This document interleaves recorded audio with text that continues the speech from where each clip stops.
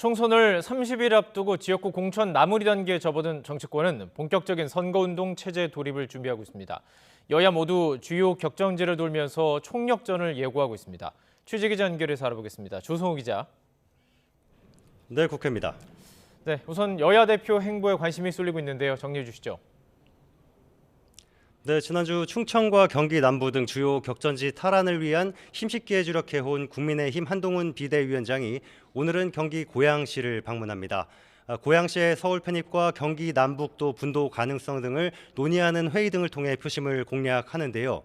특히 고양시는 지난 총선에서 국민의힘의 전신 미래통합당이 한석도 얻지 못한 만큼 이 지역을 거점으로 경기 북부 주요 지역의 탈환을 함께 노리겠다는 보관으로 해석됩니다.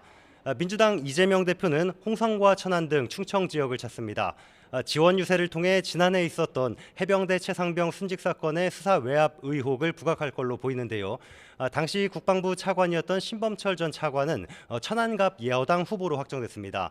민주당은 앞으로도 이른바 정권 심판 벨트로 불리는 지역구를 돌며 지지를 호소한다는 계획입니다.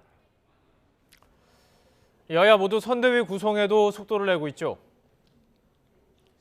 네, 여당은 한동훈 인요한 투톱 체제의 가능성이 거론됩니다.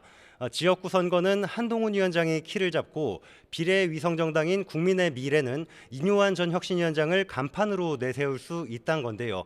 혁신위원장 시절 당내 쇄신을 외치고 여기에 호남 출신인 인 전 위원장과 호남 등 열세 지역을 돌며 중도 외연 확장에 나설 수 있다는 해석입니다.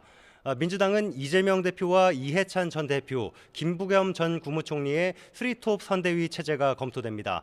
공천 과정에서의 비명 횡사 논란으로 확대된 계파 갈등을 수습하고 단일 대우로 총선에 대비하자는 취지로 보입니다.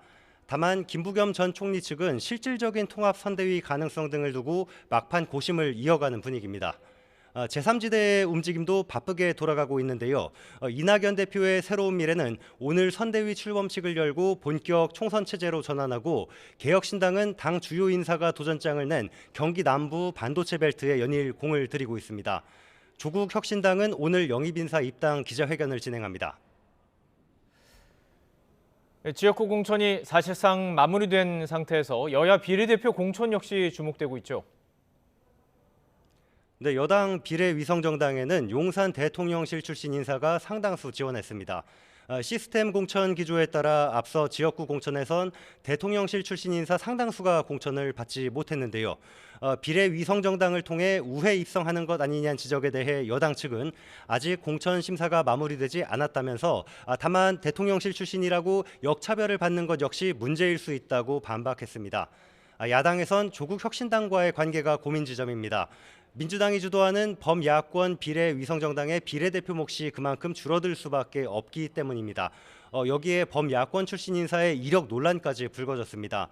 비례 1번 전지혜 후보가 과거 한미연합훈련 반대 시위 등을 벌여온 반미단체에서 활동한 전력과 관련해 여당은 민주당이 종북 세력의 국회 진입의 길을 열어주고 있다고 비판을 이어가고 있습니다. 지금까지 국회에서 YTN 조성호입니다.